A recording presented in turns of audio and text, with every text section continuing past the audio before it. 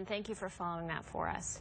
Well, the Taliban has released a video showing the final moments of Army Sergeant Bowe Bergdahl's captivity. But Bergdahl's release is surrounded by questions about his capture and the prisoner exchange that won his freedom.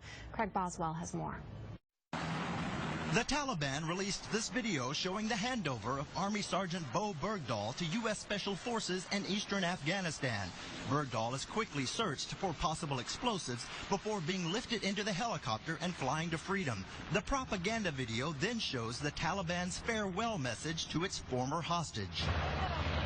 But the rescue and recovery of America's only prisoner of war in Afghanistan is being overshadowed by controversy.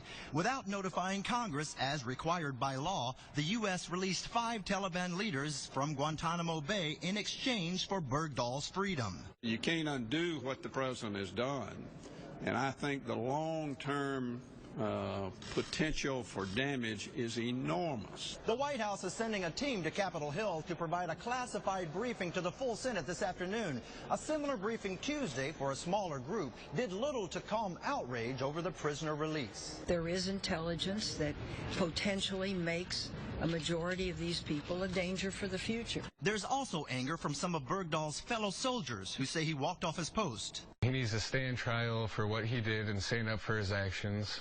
A petition on the White House website calling for Bergdahl to be court-martialed has already received 15,000 signatures. Craig Boswell, CBS News, Capitol Hill. All right, so Bergdahl's release, of course, generating a lot of controversy. U.S. Congressman Andy Harris stopped by earlier today to give his thoughts on the decision to exchange Bergdahl for 5 terrorists.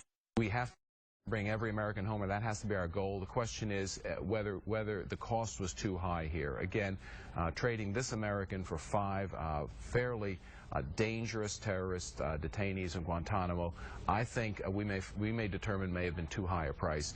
Besides, it sets a bad precedent of negotiating with terrorists for the release of terrorists in return for an American hostage. I think it places Americans overseas in and out of uniform at increased danger now.